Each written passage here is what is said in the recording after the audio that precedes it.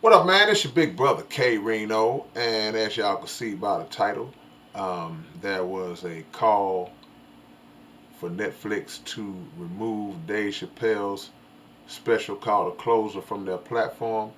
Netflix said, "No, we're not gonna do it." I made a video a few days back where I kind of hinted at this being the case because I talked about the business relationship that Netflix and Dave Chappelle have built over the last few years.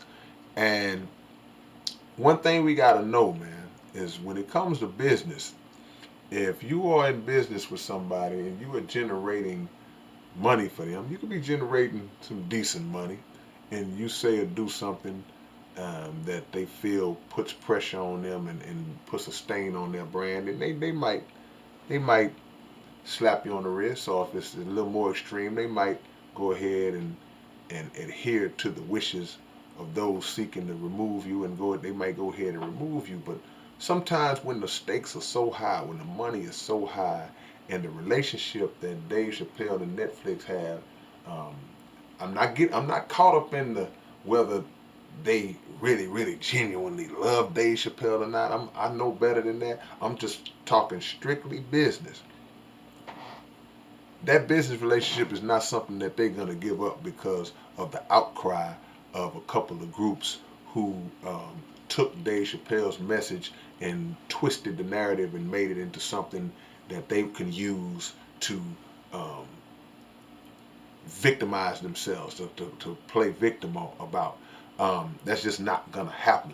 Netflix paid Dave Chappelle like $60 million when in around the beginning of 2017 when he first started to do these series of comedy shows. That was $60 million like 4 years ago.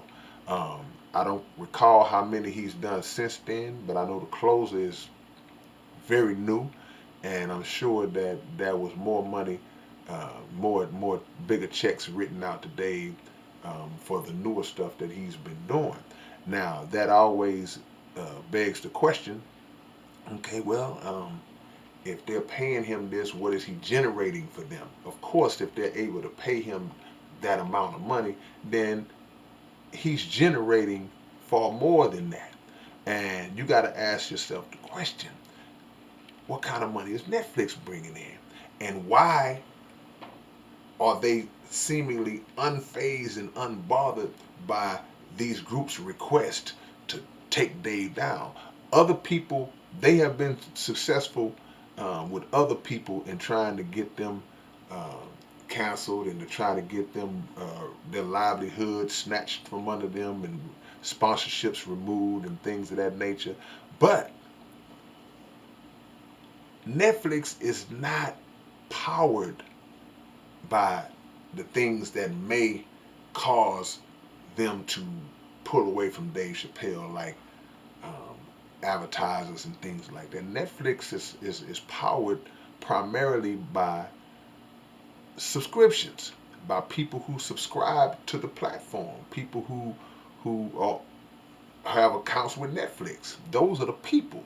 So unless the people on a mass scale start to uh, get outraged and start to see subscriptions dropping off left and right, dropping off in the millions, and they're taking a significant hit in that category, then it's not gonna work by these little lightweight groups trying to get they canceled or get the special removed.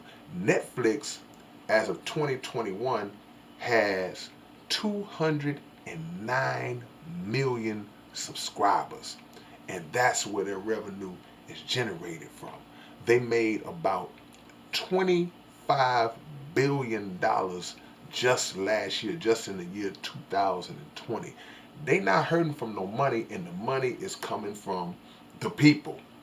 So they don't feel the kind of weight that maybe another company, another corporation, another entity would feel if they were in that same situation. I feel like if they were in that category, maybe they would um, move a little differently, but they're not moving any differently. Dave, you can't shut Dave down. I said that over and over again. You cannot shut Dave down. So it was, I won't even say it was a good try. It was a good try, but the question now is with these groups, now what? Now what you gonna do? Now what you gonna say? Because your effort was worthless, it didn't work, and you don't have the power to press it any further.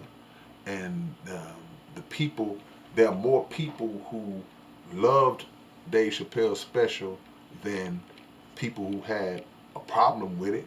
So the question is now what? What you gonna do?